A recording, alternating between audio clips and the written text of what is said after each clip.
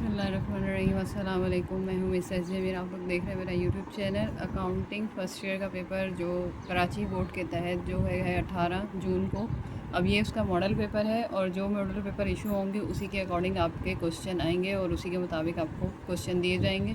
بس question change ہو سکتے ہیں، ان کے اندر طریقہ پوچھنے کا الگ ہو سکتا ہے، اور آپ کو کوشچن اسی طریقے سے اٹیمپٹ کرنا ہے۔ تو اگر ہم دیکھیں سیکشن بی میں ہمارے پاس پہلے جنرل کا ٹاپک ہے، پھر جنرل لیجر ہے، پھر کیش بک ہے، اسپیشل جرنل ہے، بینک ریکنسیلیشن اور کریکشن آف ایرر۔ اس میں سے کوئی بھی آپ کو 4 کوشچن کرنے، تو 1 2 3 4 5 6 ٹوٹل آپ کے پاس کوشچن ہے، تو 2 کی چوائس ہے۔ پھر اس کے بعد جو اس کا سیکشن سی ہے، پھر یہ جو اس کا سیکشن سی ہے، اس میں اگر ہم دیکھیں تو فائنینشیل اسٹیٹمنٹ کے سارے ٹاپک آتے ہیں۔ تو فائنینشیل اسٹیٹمنٹ میں پہلا ٹاپک ہے adjusting, reversing, correcting, closing, opening, adjusted trial balance, post closing trial balance. Adjusted trial balance کو پری کلوزنگ ٹرائل بیلنس بھی کہتے ہیں۔ پوسٹ کلوزنگ ٹرائل بیلنس آپ کے پاس ہے، تو تقریباً 7 اور 2 ٹاپکس اور ہیں جو آپ کا یہ پورا فائنینشیل اسٹیٹمنٹ کا ٹاپک کور کرتے ہیں۔ تو اگر آپ دیکھیں گے تو فائنینشیل اسٹیٹمنٹ کی پلے لسٹ ہے میرے چینل پہ، جس پہ یہ سارے ٹاپک موجود ہیں۔ ایڈجسٹڈ ٹرائل بیلنس نہیں ہوگا اور پوسٹ کلوزنگ نہیں ہوگا، تو وہ میں ابھی سمجھا دیتی ہوں کہ اس طریقے سے کرنا ہے۔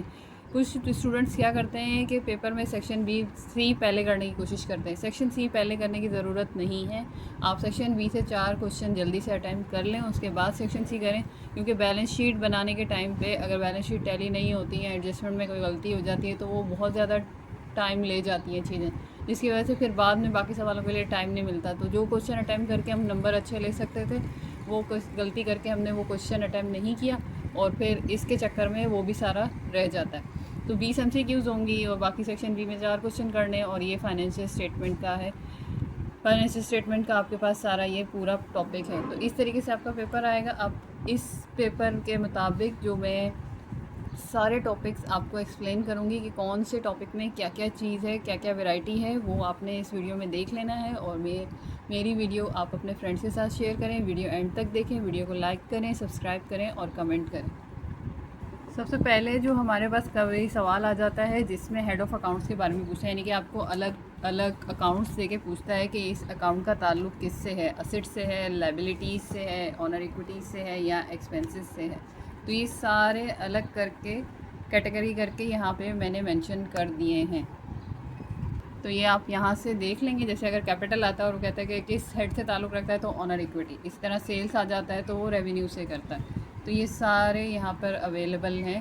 تو یہ ایک کوشچن اس طریقے سے اگر پوچھے تو یہ سب سے ایزی کوشچن ہوتا ہے، جس میں صرف آپ کو اکاؤنٹس دیے جاتے ہیں اور ان اکاؤنٹس کے بارے میں بتانا ہوتا ہے۔ دوسرا ایک چیز ہوتی ہے MCQs میں اگر آ جائے، what is business entity concept. تو بزنس اینٹی کانسیپٹ سمپل یہ ہے کہ جو آنر ہے وہ بزنس سے الگ ہے۔ ڈبل انٹری کانسیپٹ یہ ہے کہ ہر ٹرانزیکشن کے 2 ایسپیکٹ ہیں، ایک ڈیبٹ اور دوسرا کریڈٹ۔ اب rules of debit and credit اگر لکھنے کے لیے آ جائے تو سمپل ایسے لکھنا ہے، یہ باکسز بنائیں، یہاں پہ اسٹ، لائبلٹی، آنر ایکویٹی، انکم اور ایکسپینسز لکھیں۔ ڈیبٹ میں انکریز، یعنی ایسٹ انکریز ہوتا ہے تو ڈیبٹ، ایسٹ ڈیکریز ہوتا ہے تو کریڈٹ، لائبلٹی ڈیکریز ہوتی ہے تو ڈیبٹ، لائبلٹی انکریز ہوتی ہے تو کریڈٹ۔ اس طریقے سے آپ اس کا ایک باکس بنا دیں گے۔ اگر وہ سوال پوچھتا ہے right the rules of debit and credit, تو اتنا سا آنسر کرنا ہے اور یہ ہو جائے گا۔ نیکسٹ ہمارے پاس اکاؤنٹنگ ایکویشن کا ٹاپک ہوتا ہے ایسٹ ٹو ایکویٹیز، یعنی کہ ایکویشن پوری بنتی ہے asset to liabilities plus owner equity. اس میں سب سے پہلے اگر ہم دیکھیں نیٹ پروفٹ یا نیٹ انکم نکالنا ہے، اگر آپ کو ریونیو اور ایکسپینسز دیے ہوئے ہیں تو نیٹ پروفٹ ایسے آئے گا۔ اگر نیٹ لاس نکالنا ہے تو اکاؤنٹنگ میں جو نیٹ لاس کی ویلیو ہوتی ہے اس کے ساتھ مائنس لگتا ہے۔ مائنس کے لیے ہم بریکٹ بھی یوز کر سکتے ہیں، تو بریکٹ لگا ہوا ہے اس کا مطلب ہے وہ ویلیو نیگیٹو ہے۔ اگر آپ نمبر لکھیں گے تو اس کے آگے مائنس لگا دیں گے، تو سیم وہی فارمولا ہے لیکن ویلیو یہاں پہ نیگیٹو میں آ جائے گی۔ اس کے علاوہ یہاں پر ہمارے پاس گراس پروفٹ کا فارمولا ہے۔ گراس پروفٹ کیسے آتا ہے؟ سیلز میں سے کاسٹ آف گڈز سولڈ کو مائنس کر کے۔ نیٹ پروفٹ کیسے آتا ہے؟ گراس پروفٹ میں سے آپریٹنگ ایکسپینس کو مائنس کر کے۔ گراس لاس کیسے آتا ہے؟ سیلز میں سے کاسٹ آف گڈز سولڈ کو مائنس کریں گے لیکن آنسر نیگیٹو آ جائے گا۔ اس میں ایک اور فارمولا ہوتا ہے کاسٹ آف گڈز سولڈ کا، اگر وہ چیز آ جائے تو آپ کو کیسے کرنی ہے؟ Cost of goods sold is equals to, سب سے پہلے ہم لیں گے مرچنڈائز اوپننگ یا بگننگ بھی جس کو کہتے ہیں، پلس پرچیزز ایڈ کر لیں اس میں، اور اس میں سے مائنس کر دیں مرچنڈائز اینڈنگ۔ تو یہ آپ کے پاس اگر یہ انفارمیشن گیون ہے تو اس کی مدد سے آپ کاسٹ آف گڈز سولڈ نکال سکتے ہیں۔ فارمولے کو ہم ورٹیکل بھی لکھ سکتے ہیں، لیکن ہاریزونٹل لکھنے سے آپ کو میتھ کے طریقے سے آسانی ہو جائے گی، کس چیز کو کس وقت کہاں لے کے جا کے ایڈ کرنا ہے، کہاں لے کے جا کے مائنس کرنا ہے۔ تو یہ سارے فارمولے اکاؤنٹنگ ایکویشن کے، اگر کوئی कोई सवाल वो देता है जिससे अकाउंटिंग क्वेश्चन लग के सॉल्व हो सकता है तो आप ये कर सकते हैं। दूसरी चीज़ यहाँ पर ये नॉर्मल क्वेश्चन आते हैं कि सवाल में आपके पास ऑनर इक्विटी कैलकुलेट करनी है, एसेट 90,000 है, लायबिलिटीज़, तो ये अकाउंटिंग क्वेश्चन निकाल के आप सॉल्व कर लेंगे। तो इस तरीके के अगर नेट प्रॉफिट या नेट इनकम निकालनी है, रेवेन्यू और एक्सपेंसेस गिवन है, ये वैल्यू यहाँ आएगी, इसके साथ प्लस होगी, तो इस तरीके से हो जाएगा। इसके वैरायटी क्वेश्चन मैं बताती हूँ।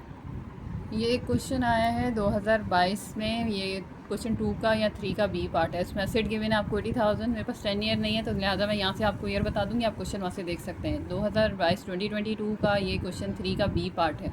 एसेट गिवन है 80,000, कैपिटल गिवन है 70,000, कैपिटल एट एंड आपको कैलकुलेट करना है। तो सबसे पहले कैलकुलेशन करेंगे। अगर हम देखें तो जो ये इन्फॉर्मेशन जनवरी 1 की है, जनवरी 1 की इन्फॉर्मेशन गिवन थी तो उसकी मदद से आपको कैपिटल एट एंड जाना है, लेकिन ये जनवरी 1 का कैपिटल गिवन है तो क्या गिवन नहीं है, लायबिलिटीज़। तो सबसे पहले हमने इस इन्फॉर्मेशन की मदद से अकाउंटिंग क्वेश्चन लगाई और उसमें हमने लायबिलिटीज़ कैलकुलेट कर ली।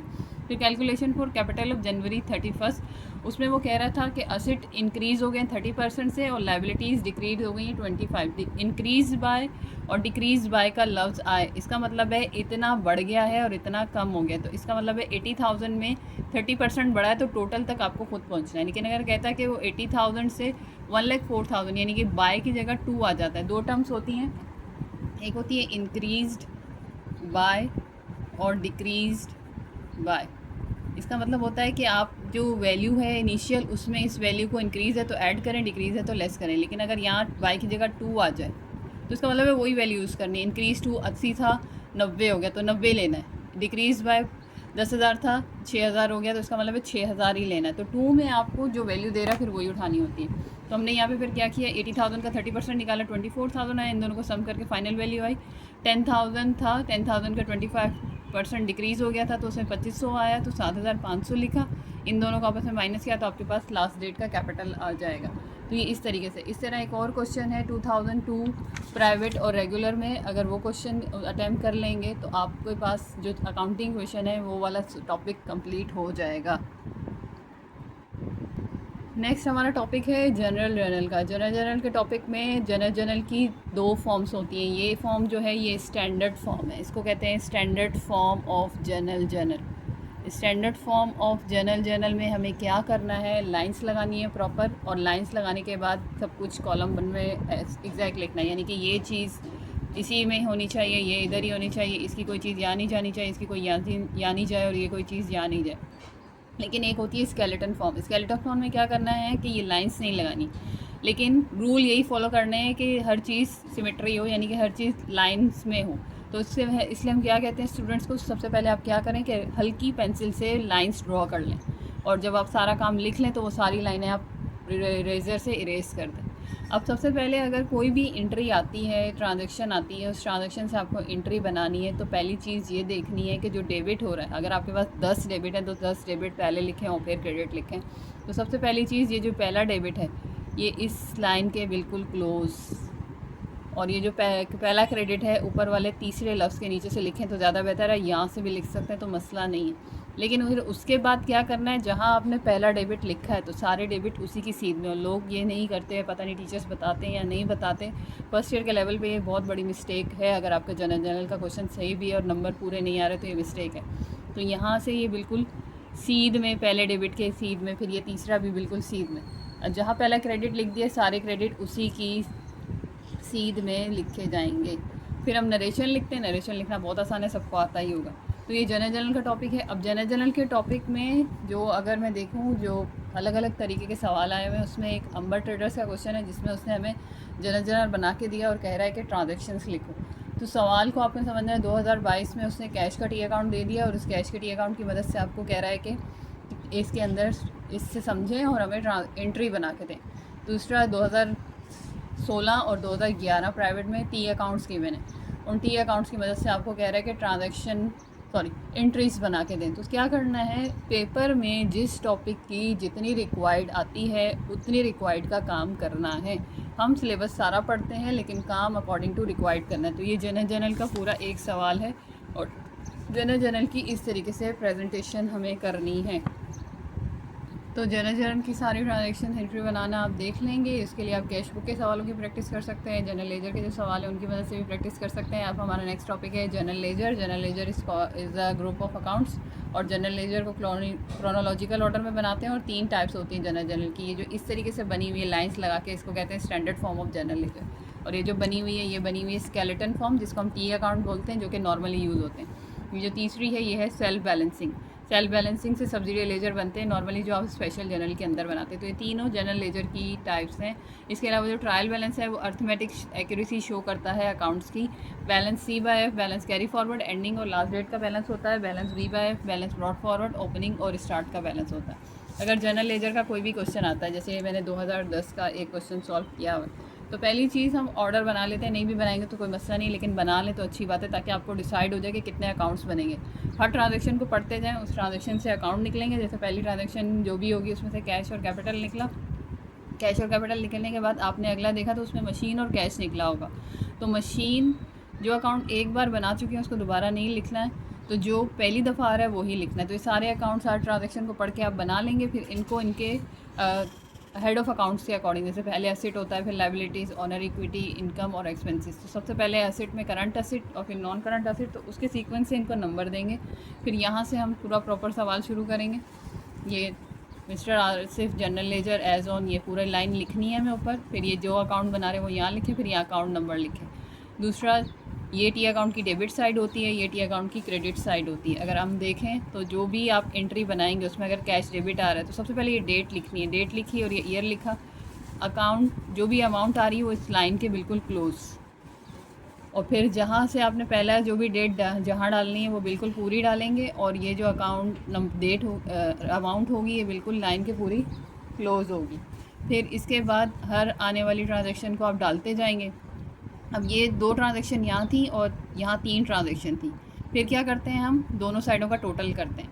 हमारे पास देखते हैं कि हैवी टोटल क्या आ रहा है। 4,10,000 आ रहा था या 2,19 आ रहा था, तो हमने देखा हैवी टोटल है 430, तो 430 यहाँ पे भी लिख दिया और 430 यहाँ पे भी लिख दिया। यहाँ पर जो कमी है उसको पूरा करेंगे।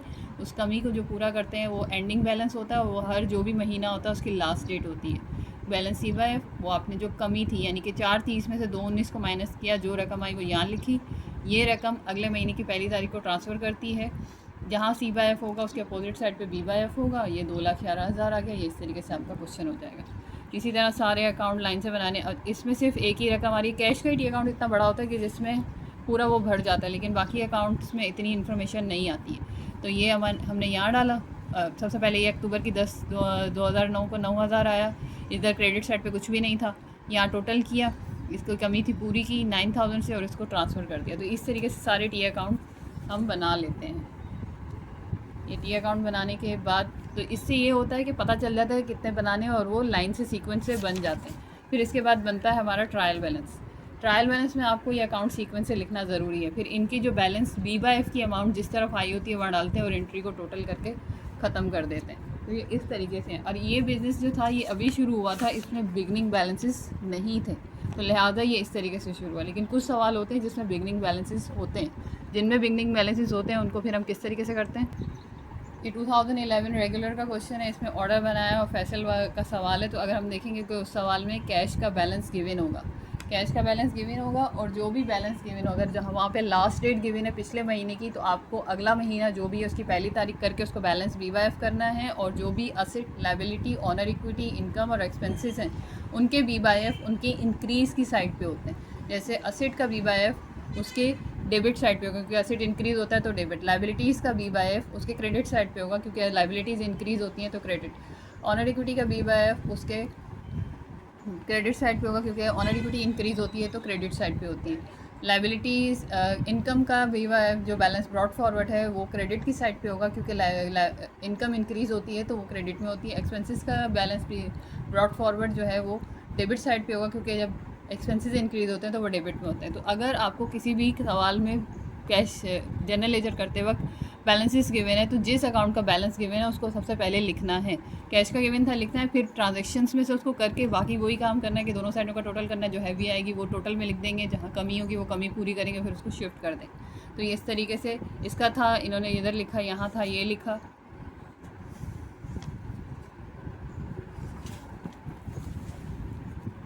پھر اس کا تھا لیکن اس کی ٹرانزیکشنز نہیں تھی، لیکن اس کو بھی کور پورا کرنا ہے، چھوڑیں گے نہیں. پھر یہ اکاؤنٹ ریسیویبل، اسی طریقے سے بلز پیبل، کیپٹل کا، اب سیلریز کا بھی تھا، سیلز کا بھی تھا، لیکن اس کا نہیں تھا. تو جس کا نہیں تھا اس کا نہیں لکھیں گے، جس کا ہوتا ہے اس کا لکھیں گے.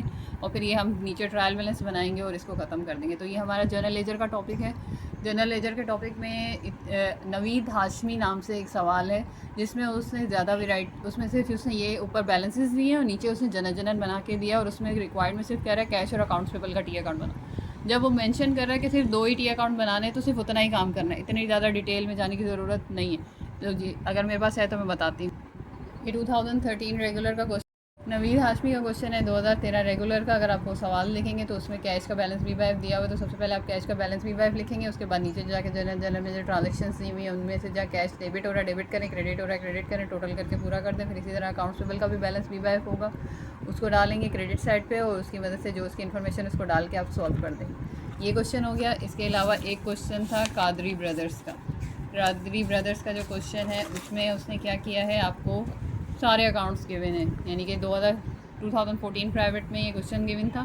اس میں سارے اکاؤنٹس گیون تھے، آپ کو ان کو ارینج کر کے لکھنا تھا، یعنی کہ اسٹ پہلے، لائبلٹیز بعد میں، اور پھر آنر ایکوٹی، انکم اور ایکسپینسز. پھر جو اکاؤنٹ کا بیلنس گیون ہے وہاں مینشن نہیں ہے کہ کون ڈیبٹ میں آئے گا کون کریڈٹ میں آئے گا. تو یہ دھیان رکھنا ہے کہ میں نے ابھی بتایا کہ جو اسٹ ہیں انکریز کی نیچر سے جائیں گے ڈیبٹ میں، اسی طرح لائبلٹیز انکریز کی نیچر سے کریڈٹ میں، آنر ایکوٹی انکریز کی نیچر سے کریڈٹ میں، انکم انکریز کی نیچر سے کریڈٹ میں، اور ایکسپینسز ڈیبٹ میں. تو آپ نے ڈال دینے. پھر اس میں ایک اکاؤنٹ مسنگ تھا، تو جس سائڈ پہ جو اکاؤنٹ مسنگ ہے اس کو وہاں نہیں لکھیں گے. آپ دیکھیں گے کہ دونوں ڈیبٹ اور کریڈٹ سائڈ میں سے کون سی سائڈ مکمل گیون ہے. اگر کریڈٹ کمپلیٹ گیون ہے اس کا مطلب ہے اس کا ٹوٹل آ جائے گا، تو یہی ٹوٹل اس کا بھی ہونا چاہیے. تو اس کے باقی اکاؤنٹ کا سم کریں گے اور اس میں سے جو اس کا سم کیا ہے اس کو مائنس کریں گے، تو وہ اکاؤنٹ آ جائے گا جو مسنگ ہے. یہ بات یاد رکھ لیجیے گا. اگر کبھی بھی ٹرائل بیلنس کی کوئی اماؤنٹ مسنگ آتی ہے تو اس کو معلوم کرنے کا طریقہ یہ ہے کہ آپ سب سے پہلے دونوں سائڈیں لکھیں، دونوں سائڈوں میں سے جو مکمل ہے، پوری کمپلیٹ سائڈ ہے، اس کا ٹوٹل کر لیں. یہ بھی ہو سکتی ہے کمپلیٹ، اس کا ٹوٹل کر لیں، وہی ٹوٹل دونوں سائڈوں کا ہوگا. باقی سائڈ پہ جتنی اماؤنٹس گیون ہیں ان کو جمع کریں، ان میں سے اس ٹوٹل میں سے ان کا اماؤنٹ کا ٹوٹل مائنس کریں، تو وہ رقم آ جائے گی جو مسنگ ہے. تو یہ ایک سوال ہے جو اس کے اندر اس طریقے سے ہے. پھر یہ رضا ٹریڈر میں بھی کیپٹل گیون نہیں تھا، وہ بھی اسی طریقے سے کیلکولیٹ کریں گے، اور یہ بھی بیلنسز گیون تھے، تو سارا کچھ ڈال کے ہو جائے گا. تو یہ جنرل لیجر کا ٹاپک ہو گیا. نیکسٹ ٹاپک ہے ہمارا کیش بک کا. کیش بک میں صرف اور صرف کیش ڈیلنگ کو ریکارڈ کیا جاتا ہے، اور کیش بک کی 2 سائڈس ہوتی ہیں، receipt side, payment side. Receipt میں پیسے کے آنے کو بتاتے ہیں، پیمنٹ میں پیسے کے جانے کو بتاتے ہیں. ریسیپٹ سائڈ میں 3 کالم ہوتے ہیں، سیل ڈسکاؤنٹ، کیش اور بینک. پیمنٹ سائڈ میں بھی 3 کالم ہوتے ہیں، پرچیز ڈسکاؤنٹ، کیش اور بینک. اچھا، ایگزامینر اپنی مرضی سے کالم بڑھا سکتا ہے یا کم کر سکتا ہے، تو ریکوائرڈ میں پڑھ لیجیے گا. کانٹرا انٹریز وہ انٹریز جو سیم ڈیٹ کو ریسیپٹ اور پیمنٹ دونوں سائڈ کو افیکٹ کریں، دونوں سائڈوں پہ آئے. تو اس کی 3 ہی ٹرانزیکشنز ہوتی ہیں جس کی یہ بنتی ہے. Open up bank account entry بنتی ہے bank debit cash credit, Vadra cash from bank for office use cash debit bank credit, deposit cash into bank bank debit اور کیش کریڈٹ. جن کی یہ انٹری بنتی ہے وہ کانٹرا انٹریز کہلاتی ہیں. اگر بینک اوور ڈرافٹ دے دیا جائے تو جو بینک کا بیلنس براڈ فارورڈ ہے وہ پیمنٹ سائڈ پہ بنے گا. اب اس کے کوشچنس دیکھ لیتے ہیں. سب سے پہلے یہ کوشچن ہے اور اس کی اس طریقے سے پریزنٹیشن ہونی چاہیے. اب یہ اسکرین پہ پورا نہیں آ رہا، یہ اس طریقے سے، یہ ایسے 2 پیجز پر ہی ہمیشہ بنے گی. سب سے پہلے یہ 2009 کا کوشچن ہے، مسٹر کامران انٹرپرائزز. یہ سب سے کچھ آپ نے ڈالا. یہ کانٹرا انٹری کیسے بن رہی ہے، یہاں پہ کیش ڈپازٹ ہو رہا ہے تو بینک کے کالم میں، اور یہاں پر، اور ان کا سامنے آنا ضروری نہیں ہے. یہاں پر کیش بینک میں جا رہا ہے تو کیش کم ہو رہا ہے، تو کیش کے کالم میں جائے گا 19,500، اور یہاں ہم بینک ڈپازٹ لکھیں گے. اور جب کانٹرا انٹری بنتی ہے تو پوسٹنگ ریفرنس کے کالم میں ہم سی لکھ دیتے ہیں. اسی طرح آفس یوز کی انٹری بن رہی ہے تو آفس انٹری بنتی ہے کیش ڈیبٹ اور بینک کریڈٹ. تو بینک آفس یوز کیش کے کالم میں ڈالا 5,000، اور یہاں پہ کیش آفس یوز بینک کے کالم میں ڈالا 5,000. پھر ہم کیا کرتے ہیں، سارے کالمس کا ٹوٹل کرتے ہیں. اس کا ٹوٹل کیا، اس کا ٹوٹل کیا، اس کا ٹوٹل کیا، اس کا ٹوٹل کیا، اس کا ٹوٹل کیا، اس کا ٹوٹل کیا. پھر ہم دیکھتے ہیں ہیوی کیا ہے. یہ ہیوی ہے، یہ ہیوی ہے، تو یہاں ڈیش ڈال دیں گے. اور ڈسکاؤنٹس کو آپس میں بیلنس نہیں کرنا. پھر یہاں پہ اس پہ ٹوٹل میں سے اس کو مائنس کریں گے، یہ آئے گا. اس کے ٹوٹل میں سے اس کو مائنس کریں گے، یہ آئے گا. یہ آپ کے پاس آ جائے گا بیلنس کیری فارورڈ. جب بیلنسز آئیں گے تو ٹک لگانا، اور یہاں پہ یہ پورا لکھنا ہے، سی بائی ایف نہیں لکھنا. پھر یہاں پر یہ بنے گا بیلنس براڈ فارورڈ. یہ جو آپ کے کیری فارورڈ ہے وہی براڈ فارورڈ بن جائیں گے، اور وہ اگلے مہینے کی 1 تاریخ کو. کیش بک کے ٹاپک میں اگر ہم پاس پیپرز دیکھیں تو اس میں ہمیں جنرل لیجر آتا ہے کہ ٹی اکاؤنٹ بنانے ہیں، سیل ڈسکاؤنٹ کا اور پرچیز ڈسکاؤنٹ کا. اور یہ اسٹینڈرڈ فارم میں میں نے بنائے، تو لائنس لگانی ہے پراپر. یہ ساری لائنس لگائیں گے اس طریقے سے. اب سیل ڈسکاؤنٹ یہاں سے 500 ہے، یہ آپ نے لکھا اور یہاں لکھ دیں گے سی بی یعنی کہ کیش بک، اور ہمیشہ یہاں لاسٹ ڈیٹ ڈالنی ہے جو بھی منتھ ہوگا. پرچیز ڈسکاؤنٹ کا یہاں پہ آئے گا یہ 29 اپریل 2009 اور یہ 200 تھا تو یہ ہم نے یہاں ڈال دیا. تو یہ اتنا، اگر وہ آپ سے کہے کہ ٹی اکاؤنٹ بنا دو تو ٹی اکاؤنٹ میں بنا دیں گے، اگر وہ آپ سے کہے کہ اسٹینڈرڈ فارم میں بناؤ تو اس طریقے سے بن جائیں گے. تو یہ کیش بک کا کوشچن ہے. اس کے علاوہ کیش بک میں ایک انٹری ہوتی ہے کیش شارٹ آ جائے تو انٹری بنتی ہے cash short and over debit اور کیش کریڈٹ، یہ آئے گی پیمنٹ سائڈ پہ. کیش اوور لکھا ہوا آ جائے تو cash debit, cash short and over credit یہ آئے گی ریسیپٹ سائڈ پہ. تو یہ ہم دیکھ کے سمجھ کے بنا لیں گے جو جس طرف آئے گا. باقی اگر آپ کے کانسیپٹ پکے ہیں تو اچھے طرح ہو جائے گا. جو 2000 کا کوشچن ہے فائن ٹریڈرز کا وہ تھوڑا سا مشکل ہے. اس میں ایک ثناء اللہ کا سوال ہے جس میں اوور ڈرافٹ ہے، وہ والا تھوڑا سا مشکل ہے. ایک شہزاد کا سوال ہے اور ایک اورینٹ ٹریڈرز کا سوال ہے جو کہ 2013 پرائیویٹ میں ہے.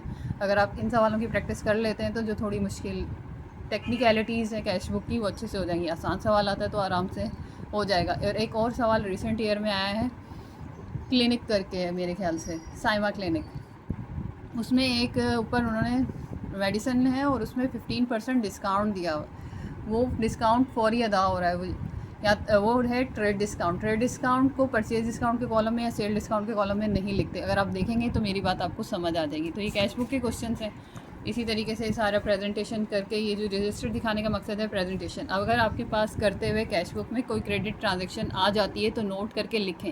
اپریل 10 یہاں پر اس کا آدھا پارٹ کیش پہ تھا اور آدھا پارٹ کریڈٹ میں تھا، تو آپ اس کو نیچے کر کے بتائیں کہ یہ کریڈٹ ٹرانزیکشن ہے اور وہ کیش بک میں ریکارڈ نہیں ہوگی. تو اس طریقے سے بھی لکھنا ضروری ہے. باقی جو اگر پاسٹ پیپرز میں دیکھیں تو 2005 میں ایک عثمان والا سوال ہے جس میں تھوڑی ٹیکنیکلٹیز ہیں اور اس کے علاوہ زیادہ کچھ نہیں ہے. اس میں ایک انٹری آتی ہے پیٹی کیش فنڈ. پیٹی کیش فنڈ کی اسٹیبلش کی انٹری بنتی ہے پیٹی cash fund debit bank credit. پیٹی کیش کی ریپلینش کی انٹری بھی یہی بنتی ہے، پیٹی کیش فنڈ ڈیبٹ اور بینک کریڈٹ، یہ یاد رکھیے گا. اور ڈس آنر چیک آ جائے تو اس کی انٹری بنتی ہے اکاؤنٹ ریسیویبل ڈیبٹ اور بینک کریڈٹ، اور یہ پیمنٹ سائٹ پہ آتا ہے. اگر آن لائن پیمنٹ کر رہے ہیں تو آن لائن پیمنٹ میں ہمیشہ بینک کریڈٹ ہوتا ہے اور آن لائن ریسیو کر رہے ہیں تو بینک ڈیبٹ ہوگا. یہ اگر آ رہے ہیں ہمارے پاس جنرل لیجر اور یہ ٹی اکاؤنٹ بنانے تو پھر ٹی اکاؤنٹ میں آپ کو ایسے کرنا ہے. یہ پرچیز ڈسکاؤنٹ کا اور سیل ڈسکاؤنٹ کا وہ میں نے آپ کو اسٹینڈرڈ فارم میں بتائیں. یہ اکبر والا سوال بھی ہے 2007 میں.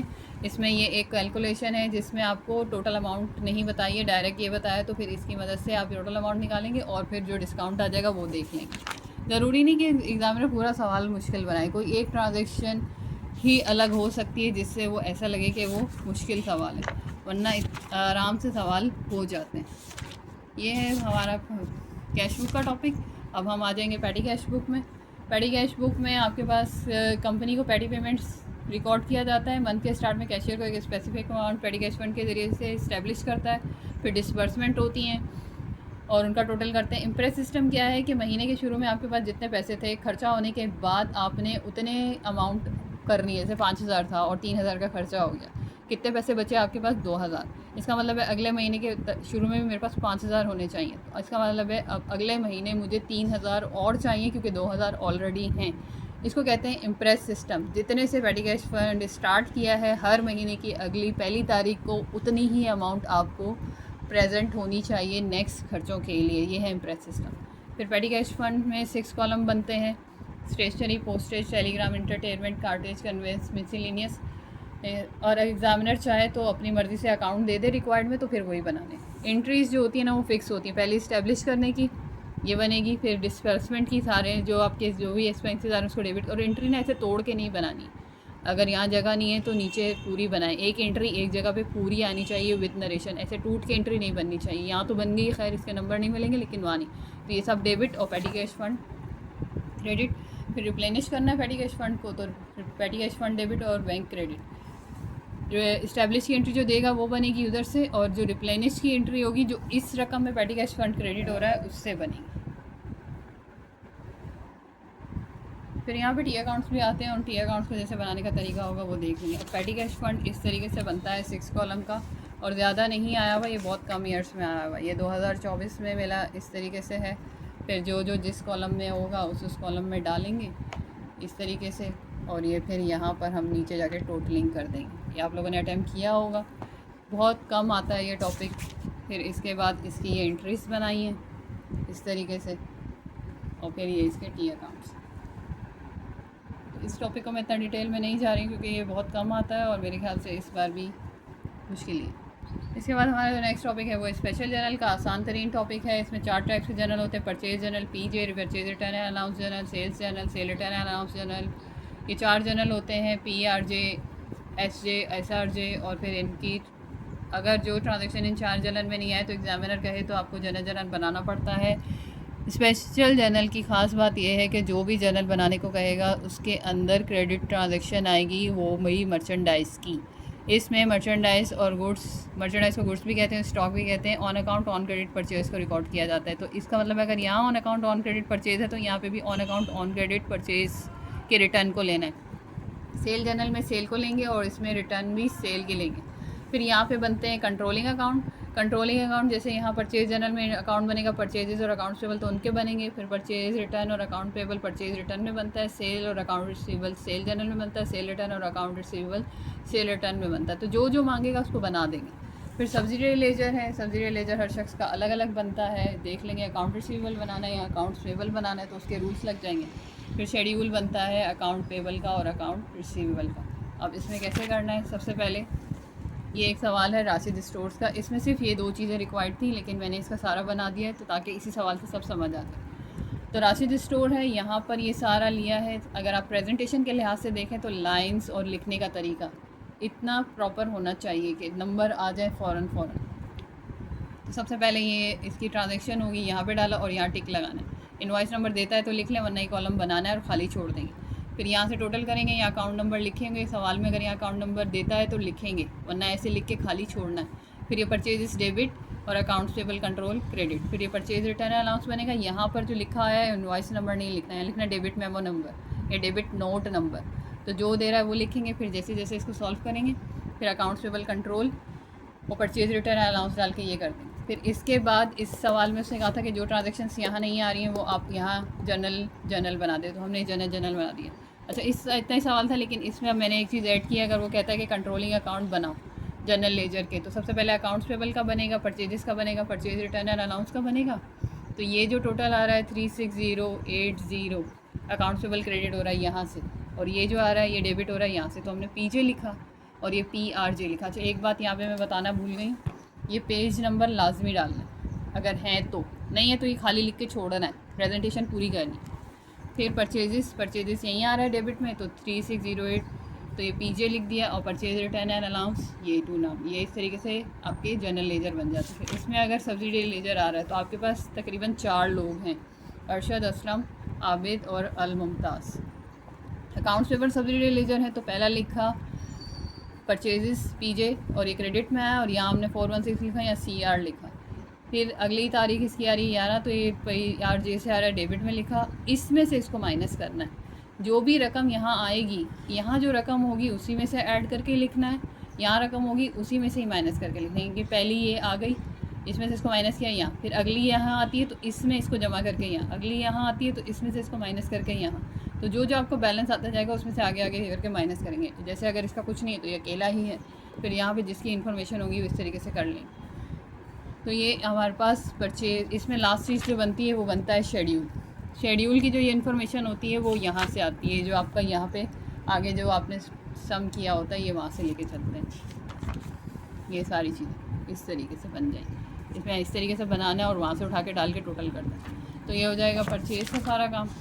اسی طریقے سے اس کے سارے کوشچن ہوئے ہیں جس کی, لیکن آپ کو اتنا ہی کرنا ہے جتنی ریکوائرڈ ہے, ایکسٹرا چیزوں پہ جانے کی ضرورت نہیں ہے.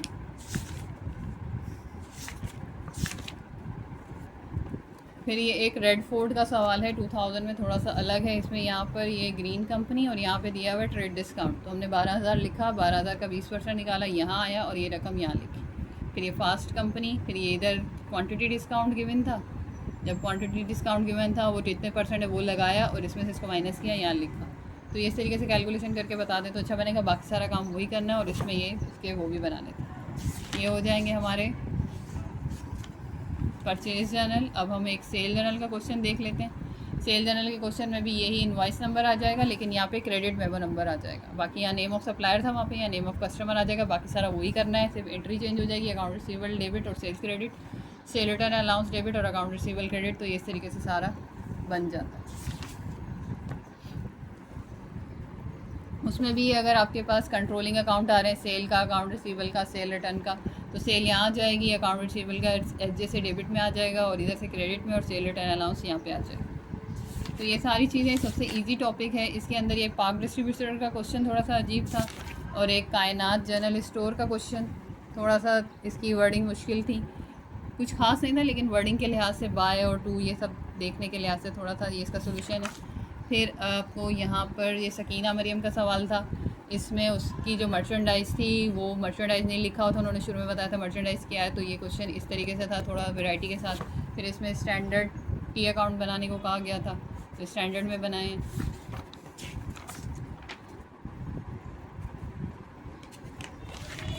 बाकी एक सवाल है बेग और चौहान वाला, उसमें सब्सिडी लेजर गिवन है, उनकी मदद से आपको वो एसजे और एसआरजे बनाने को बोल रहा है, या पीजे पीआरजे बनाने को बोल रहा है, तो वो हम बना देंगे। बाकी इस टॉपिक में इतना कुछ खास नहीं है, अगर आप उसको सही समझ के बना लेते हैं तो अच्छा हो जाएगा। जैसे ये क्वेश्चन है 2002 का मुजम्मिल का, इसमें उन्होंने हमें purchase journal, purchase return allowance journal बना के दिया हुआ था, तो उसकी रिक्वायर्ड में था जनरल लेजर बनाओ, ये बना दिया। फिर उसकी रिक्वायर्ड में था सब्सिडी लेजर बनाओ, तो काजी ब्रदर का था। अब एक शख्स की डेट वाइज चलना है, सबसे पहले इसकी परचेज़ थी 12,000 लिखा, फिर परचेज़ रिटर्न थी, इसमें से इसको माइनस किया, ये आ गया। फिर 14 तारीख को इसकी परचेज़ थी, तो इसमें इसको जमा किया तो ये आया। फिर 20 तारीख को परचेज़ रिटर्न थी, इसमें इसको माइनस किया, तो ये अमाउंट थोड़ी गलत लिखी हुई, आप माइनस करके चेक करेंगे तो ये आएगा 20450, तो ये आ जाएगा इस तरीके से। तो ये मैं पीछे समझा रही थी, अब यहाँ पे आ गया, तो आप लोग समझ के कर लेंगे कि यहाँ से ही करना है, यहाँ से इसको माइनस किया ये आए, यहाँ से इसको प्लस किया ये आए, यहाँ से इसको माइनस किया ये आए, इस तरीके से अमाउंट लेके चलानी। तो ये स्पेशल जर्नल का टॉपिक है, इसमें सबसे ईजी टॉपिक है, आराम से आप कर सकते हैं।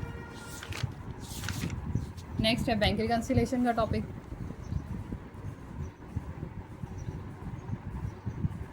बैंक रिकन्सिलेशन के टॉपिक में आपको क्या होता है कि आपके पास कैश बुक का बैलेंस और हर महीने जो कंपनी हर महीने जो बैंक आपको एक स्टेटमेंट इशू करता है उसका बैलेंस इक्वल होना चाहिए। अगर वो इक्वल नहीं है तो इसका मतलब है कुछ अकाउंट की डिटेल्स आपने रिकॉर्ड नहीं की हैं कैश बुक में, और कुछ अकाउंट की डिटेल्स बैंक ने रिकॉर्ड नहीं की हैं, तो लिहाजा जिसकी वजह से बैलेंस नहीं आ रहा है। सबसे पहले आपको सवाल में बैंक का बैलेंस और कैश बुक का बैलेंस होता है, उसकी इन्फॉर्मेशन देंगे कि अगर ये लिखा हुआ है ऐड करना है, स्टेटमेंट शोज़ खाली लिखा हुआ है यानी कि कुछ भी नहीं, इनके साथ साइन लगाने होते हैं ना प्लस या माइनस के, तो आप देख लें कि प्लस लगाना है या माइनस लगाना है, तो ये प्लस या माइनस जो भी आएगा। अगर ये वर्डिंग है तो जो बैंक के पास हमारा पैसा होता है वो लायबिलिटी होती है, तो जब बैंक हमें क्रेडिट करता है तो इसका मतलब है बैंक हमें इंक्रीज़ करता है, इसका मतलब है उसके साथ प्लस का साइन लगा। बैंक का लायबिलिटी है, नेचर लायबिलिटी है, बैंक में जो हमारा पैसा पड़ा है वो बैंक के लिए लायबिलिटी है, अगर वो डिक्रीज़ होता है तो उसको माइनस करना है। लेकिन हमारे पास जो हमारा पैसा वो हमारा असेट है, इंक्रीज़ होगा तो डेबिट करना है प्लस लगेगा, डिक्रीज़ होगा तो क्रेडिट करना है माइनस लगेगा। तो ये सारी वर्डिंग आ जाए बैंक के लिहाज से तो साइन ये लगाने हैं, ये सारी वर्डिंग आ जाए कैश बुक के लिहाज से तो ये साइन लगाना। इसके अलावा कुछ चेंजेस होते हैं जो तय हैं कि ये यहाँ जाएंगे तो ऐसा हो जाएगा, uncredited cheque, unclear cheque, add in passbook, ये आगे लिखा हुआ है। ये भी इसी तरह unpresented cheque, outstanding cheque, unpaid cheque, less in passbook, तो ये सारी चीज़ें इसके आगे लिखी हुई हैं, अगर आप ध्यान से पढ़ेंगे तो आपको समझ आ जाएंगी। NSF mark, dishonour cheque, unpaid return by cheque less होता है कैश बुक से, ये सारी चीज़ें फिक्स हैं, ये अगर याद कर लेंगे तो आराम से हो जाएगा। इसके अलावा बैंक रिकन्सिलेशन के टॉपिक में एडजस्टिंग एंट्री बनाने के लिए भी आती है, और एडजस्टिंग एंट्री हम बनाते हैं सिर्फ और सिर्फ कैश बुक, बैंक की नहीं बनाते। अब इसका एक क्वेश्चन मैं समझा देती हूँ। अच्छा, इसका एक क्वेश्चन मैंने डिटेल में सॉल्व करके डाला हुआ है, वो आपको मेरे चैनल की प्लेलिस्ट बैंक रिकन्सिलेशन में मिल जाएगा। ये पूरा सवाल है इस तरीके से प्रेजेंट करना है, यानी कि बैंक के बैलेंसेस देख लेना है, ये नेगेटिव होगा इसलिए ब्रैकेट लगी, ये पॉजिटिव था ऐसे ही आ गया। फिर आपने नंबर लिखना है जो नंबर होगा, फिर एडलेस मेंशन करना है, जो जिस बुक में जा रहा है उस बुक में डालें, और इनका आखिर में जो बैलेंस आएगा इक्वल होना चाहिए, उसको एडजस्टेड बैलेंस बोलते हैं। फिर इनकी बनती हैं एंट्रीज़। अब एंट्रीज़ बनेंगी हमेशा सिर्फ और सिर्फ कैश बुक की, बैलेंस की एंट्री नहीं बनती, तो पहली एंट्री यहाँ से बनेगी। यहाँ ऐड लिखा हुआ है, इसका मतलब है बैंक को डेबिट कर दें, बैंक डेबिट हो गया। अब यहाँ नोट कलेक्टेड है, तो नोट कलेक्टेड के लिए अकाउंट निकलता है नोट रिसीवेबल, तो नोट रिसीवेबल क्रेडिट हो गया, ये बन गया। अगर यहाँ लेस लिखा है, इसका मतलब है बैंक को क्रेडिट कर दें, यानी कि एक साइड का अकाउंट पता होगा जो कि बैंक है, ऐड होगा तो बैंक डेबिट में, लेस होगा तो बैंक क्रेडिट में। दूसरी साइड का अकाउंट आपने अपनी ट्रांजैक्शन से निकाल लेना, तो यहाँ कलेक्शन फ़ीस आ जाएगी। इसी तरह सर्विस चार्जेस है, लेस लिखा हुआ है, मतलब बैंक क्रेडिट में, सर्विस चार्जेस खुद एक अकाउंट है तो आ गया। फिर NSF मार्क लिखा हुआ है या लेस लिखा हुआ है तो बैंक क्रेडिट में, NSF कस्टमर से होता है तो अकाउंट रिसीवेबल आ जाएगा। फिर यहाँ पे रॉन्ग रिकॉर्डेड अमाउंट, ये अब ट्रांजैक्शन पढ़नी पड़ेगी, उस ट्रांजैक्शन से मेरे ख्याल से अकाउंट रिसीवेबल का अकाउंट निकल रहा था, तो लेस लिखा हुआ है, इसका मतलब बैंक क्रेडिट में और अकाउंट रिसीवेबल डेबिट में। इंटरेस्ट अर्न्ड या ऐड लिखा हुआ है तो बैंक डेबिट में और इंटरेस्ट इनकम क्रेडिट में। ये पूरा मैंने वहाँ डिटेल में समझाया हुआ है, तो बैंक रिकन्सिलेशन का टॉपिक आप मेरे वहाँ चैनल से देख सकते हैं। इसके बाद मेन टॉपिक सेक्शन सी का financial statement adjusting entry. Adjusting entry का पूरा डिटेल टॉपिक फाइनेंशियल स्टेटमेंट की प्लेलिस्ट के नाम से मेरे चैनल पर है, वो मैंने पूरा समझाया हुआ है और ये सारी बातें मैंने वहाँ एक्सप्लेन की हुई हैं और एक क्वेश्चन भी सॉल्व किया हुआ है एडजस्टिंग एंट्री नाम से। एडजस्टिंग एंट्रीज में बनती है रिवर्सिंग एंट्रीज। रिवर्सिंग एंट्रीज सिर्फ 4 अकाउंट की बनती हैं। रिवर्सिंग एंट्रीज मैं यहाँ एक्सप्लेन कर देती हूँ, एडजस्टिंग एंट्रीज आप वहाँ से देख लेंगे। 4 की रिवर्सिंग बनती है। रिवर्सिंग एंट्रीज 4 अकाउंट की बनाएंगे, प्रीपेड और प्रीपेड को अनएक्सपायर्ड भी कहते हैं, और रिसीवेबल। अगर एडजस्टिंग एंट्री बनाते वक्त डेबिट हुआ है तो उनको रिवर्स करेंगे। पेएबल और अनअर्न्ड अगर किसी की क्रेडिट साइड में आए तो उसको रिवर्स करेंगे। तो ये आप अपने सवाल से देखेंगे, जैसे ये डेबिट हो रहा है, ये डेबिट हो रहा है, लेकिन ये क्रेडिट हो रहा है, ये नहीं बने ले गए, इसकी रिवर्सिंग नहीं बनेगी।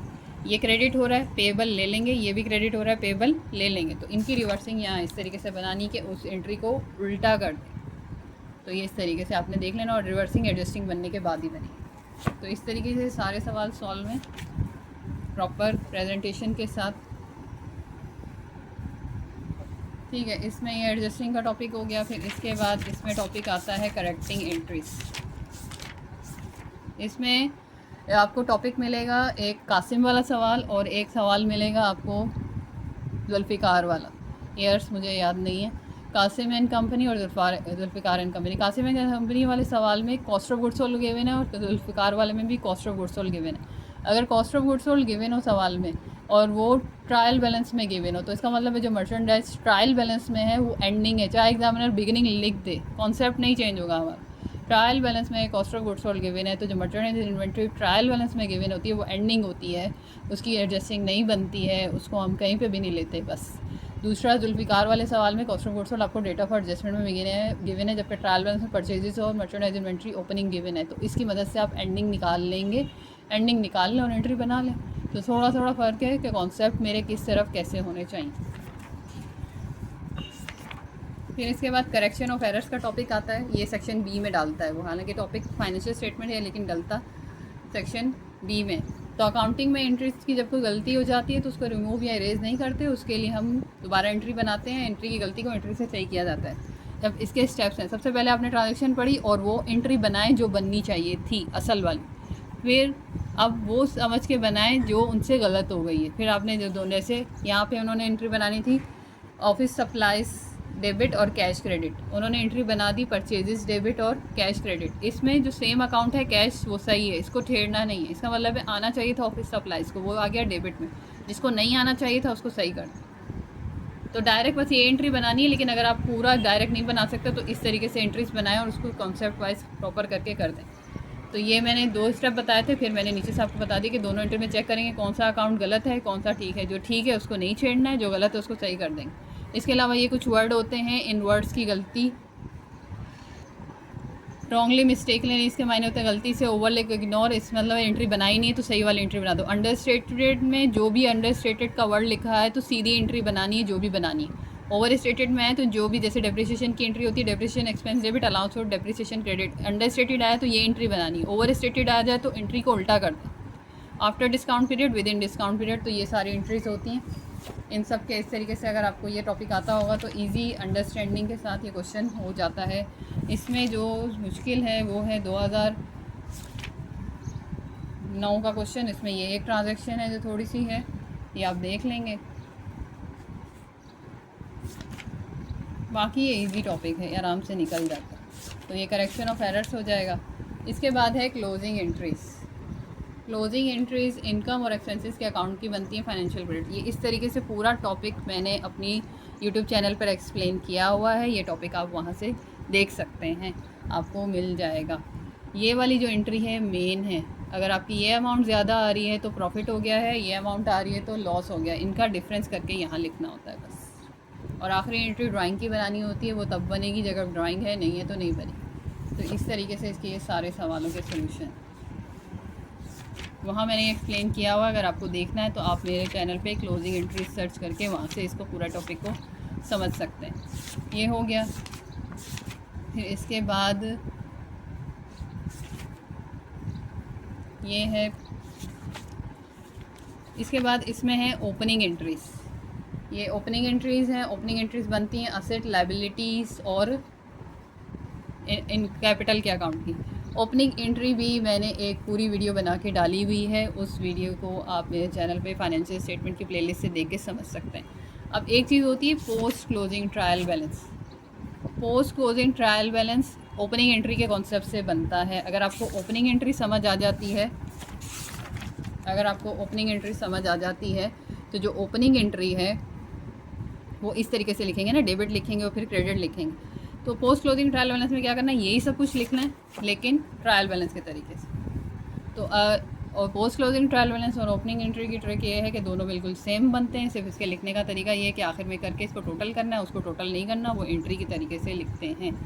ये मेरी बात अगर आपको समझ आ जाती है तो बहुत अच्छी बात है, ये सबसे ज़्यादा आसान। फिर इसमें ये है एक एडजस्टेड ट्रायल बैलेंस जिसको हम प्री क्लोजिंग ट्रायल बैलेंस भी बोलते हैं।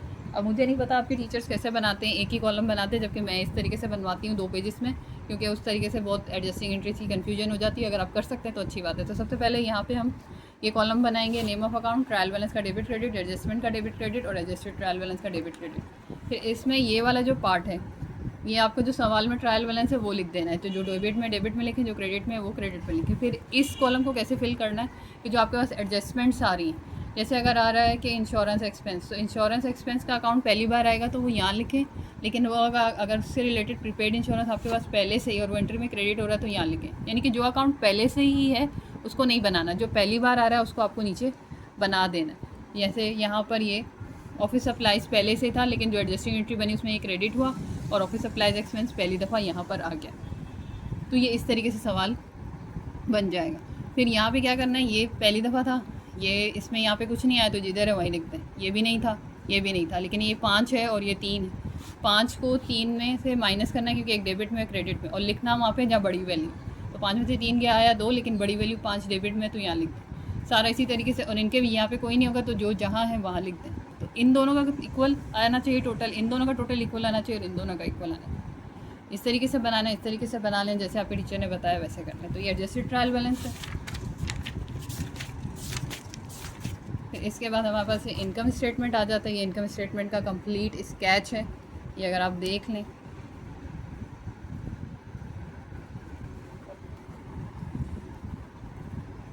ये इसकी सारी मैंने वर्डिंग्स लिखी हुई हैं, ये पढ़ लीजिएगा। अब ये शाह जी का एक सवाल है, इसमें इनकम स्टेटमेंट जैसे कॉलम्स में लिखा हुआ है वो मैंने सब डाला है। और ये इसकी बैलेंस शीट, ये बैलेंस शीट की स्टैंडर्ड फॉर्म है। एक होती है रिपोर्ट फॉर्म, अगर वो आगे बनी होगी तो मैं बता देती हूँ, वरना अगर मेंशन है कि स्टैंडर्ड में बनाना है रिपोर्ट में तो वो आपको देखना पड़ेगा। तो ये इसकी प्रेजेंटेशन आप देख लें कि इस तरीके से लिखना।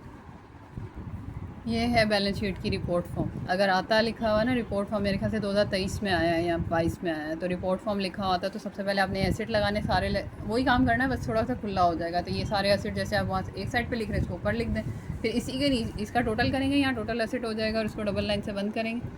फिर नीचे इक्विटीज़ लिखेंगे और लाइन से इक्विटीज़ लिख के इसका टोटल करके इसको बंद करेंगे। तो रिपोर्ट फॉर्म इस तरीके से बनती है। अगर एग्जामिनर मेंशन कर दे नाम से कि इस चीज़ की ये फॉर्म चाहिए और अगर आप वो नहीं बना रहे तो फिर नंबर कट जाएंगे। ये हो गया। इसके अलावा 2 सवाल हैं कासिम और जुल्फ़िकार वाला, मैं आपको बता देती हूँ। ये वाला जो इनकम स्टेटमेंट है जो सेल्स से शुरू होता है, ये इनकम स्टेटमेंट होता है आपका मैन्युफैक्चरिंग एंड ट्रेडिंग बिजनेस के लिए, लेकिन एक शुरू होगा जिसमें आपके पास कोई इनकम होगी, वो सर्विसेज बिजनेस का होता है। तो इस तरीके से नहीं बनाना, जो भी इनकम गिवन होगी उसको हम पहले लिखेंगे और फिर उसके अंदर प्रॉफिट और लॉस ऐड करके हम मेंशन कर देंगे। ये मैं अलग से एक वीडियो बना दूँगी जिसमें मैं सर्विसेज बिजनेस का आपको एक्सप्लेन कर दूँगी, तो इस बार वो इम्पॉर्टेंट है। तो फिर यहाँ उसकी पिक्चर मैं अपलोड कर दूँगी, तो आप लोग वहाँ से देख लीजिएगा। मैं लिंक में कमेंट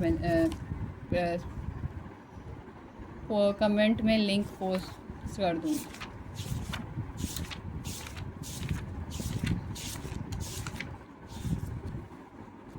جیسے یہ احمد کمپنی کا سوال ہے، اگر ہم دیکھیں تو احمد کمپنی کے سوال میں ہمیں cost of good sold given تھا. جب cost of good sold given ہو تو وہ پوری کاسٹ آف گڈ سولڈ کی کیلکولیشن نہیں کرنی، جو بھی آپ کی نیٹ سیل آ رہی ہے اس میں سے cost of good sold minus کریں گے تو پروفٹ یا لاس آ جائے گا. جس سوال میں cost of good sold given ہے وہاں پہ اس طریقے سے کام کرنا ہے. تو یہ میری پوری ڈیٹیل ویڈیو تھی آپ کے فرسٹ ایئر اکاؤنٹنگ کو لے کر. امید ہے یہ آپ کو سمجھ آئے گا. اگر آپ کو اس سے ریلیٹڈ کوئی بھی مسئلہ ہے تو مجھے کمنٹ میں بتائیے، میں آپ کو اس کی ہیلپ کروں گی اور اس کے لیے ایکسپلین کر دوں گی. میرے چینل کو سبسکرائب کریں، ویڈیوز کو لائک کریں، میری ویڈیو کو اپنے فرینڈ کے ساتھ شیئر کریں. اللہ آپ سب کو کامیاب کرے. اللہ حافظ.